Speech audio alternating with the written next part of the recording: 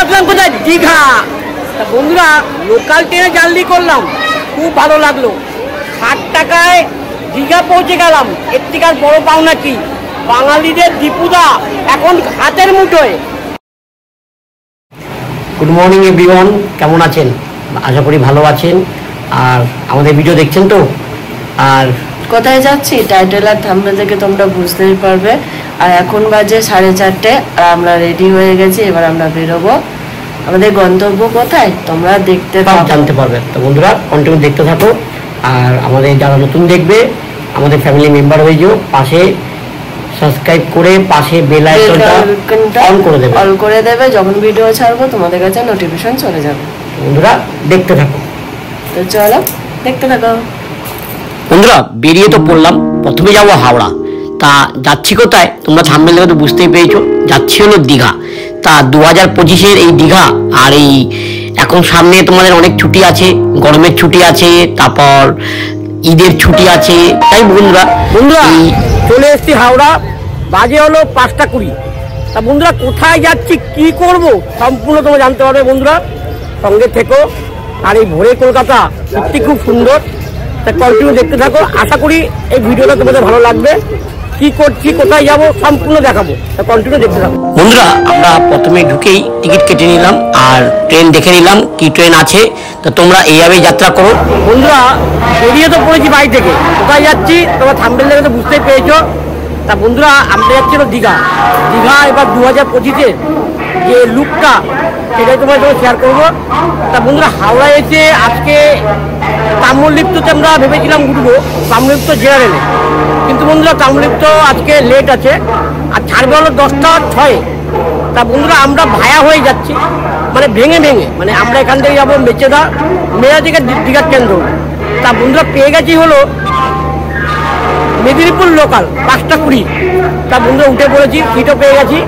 তা বন্ধুরা কন্টিনিউ দেখতে থাকো। আশা করি তোমাদের ভালো লাগবে এই ব্লগটা বা এই দীঘার যে সিজনটা সেটা তোমাদেরকে পুরো শেয়ার করবো। তা কন্টিনিউ দেখতে থাকো। আশা করি তোমাদের খুব মনোরঞ্জন হবে। আর ট্রেনটা দেখতেই পাচ্ছ পিছনেই রয়েছে। এই ট্রেনে করেই আমরা যাবো হলো কোথায়? মেচেদা। মেচেদা থেকে দীঘা। তা কন্টিনিউ দেখতে থাকো। বন্ধুরা তোমরা কিন্তু দীঘায় লোকাল ট্রেনে যেতে পারো। কেন বন্ধুরা বলছি, যদি তোমাদের বাস বা কোনো ট্রেনে রিজার্ভেশন না করা থাকে, তৎক্ষণাৎ যদি তোমরা মনে হয় যে দীঘা যাবে, বেরিয়ে পড়ো বন্ধুরা। লোকাল ট্রেনে তোমরা দীঘা অনায়াসে পৌঁছাতে পারো। Timing Jamalpur express. তা আমরা হাওড়া থেকে বেরিয়ে যাচ্ছি আর এই হাওড়ায় ঢুকেছি।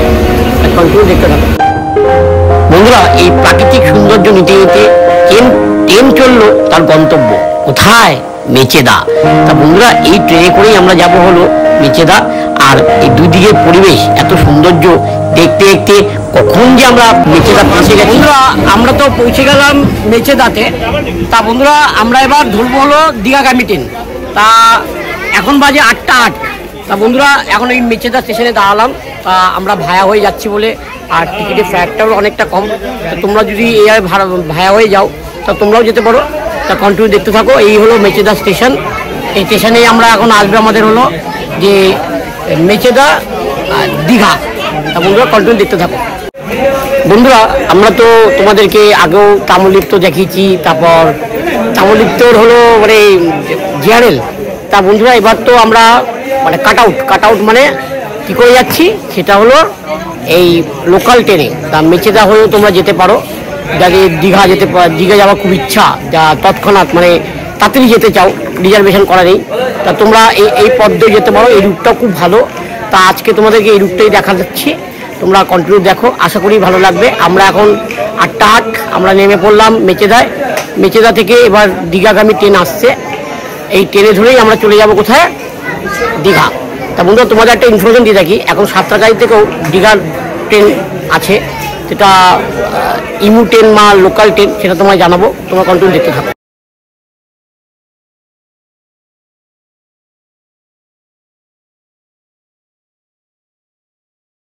বন্ধুরা আমরা তো এখন দাঁড়িয়ে আছি মেচেদাতে। তো মেচেদা থেকে নামলাম, কেটে যেতে হবে। তো মেচেদাতে দাঁড়িয়ে আছি। তো দীঘা যাওয়ার ট্রেন তো আসছে। তো চলো দেখতে থাকো। তা বন্ধুরা আমরা তো বললাম এই মেচেদা থেকে দীঘার উদ্দেশ্যে ট্রেন। তা বন্ধুরা দেখতেই পাচ্ছেন মোটামুটি ফাঁকাই আছে। তা যারা মানে তৎক্ষণাৎ মানে চট জলদি দীঘা যেতে চাও বা যারা রিজার্ভেশন করনি তারা এইভাবে মানে কাট আউট মানে ভেঙে ভেঙে যেতে পারো। খুব কম খরচায়, টাইমটা একটু বেশি লাগবে, ধরো 8 ঘন্টার মতো ডিফারেন্স হবে। তা মোটামুটি ট্রেনটা ফাঁকাই আছে, ভালোই জার্নি হচ্ছে, আর ট্রেনের স্পিডও ভালো আছে। তা দীঘা পৌঁছাবো আমরা 11টায়। তা বন্ধুরা তোমরা কন্টিনিউ দেখতে থাকো, আশা করি তোমাদের ভিডিওটা ভালো লাগবে। আর বন্ধুরা সঙ্গে থেকো, আর যারা নতুন দেখছো আর সাবস্ক্রাইব করে আমাদের পাশে থেকো, বন্ধুরা কন্টিনিউ দেখতে থাকো। তা বন্ধুরা মেচেদা থেকে আমরা কিন্তু দীঘাগামী ট্রেনে উঠে পড়লাম, আর আমি খুব এনজয় করছি, আমার ওয়াইফও খুব এনজয় করছে, তোমরা তো দেখতেই পাচ্ছ। তা বন্ধুরা এই দুই দিকের যে সৌন্দর্যটাকে তোমাদের ভাষায় প্রকাশ করতে পারবো না। আর বন্ধুরা ট্রেনে যেতে যেতে কিছু পাঁপড়, কিছু মুখরোচক খেয়ে নিলাম, খেতে খেতে কখন যে দীঘা পৌঁছে গেছি নিজেরাও বুঝতে পাইনি।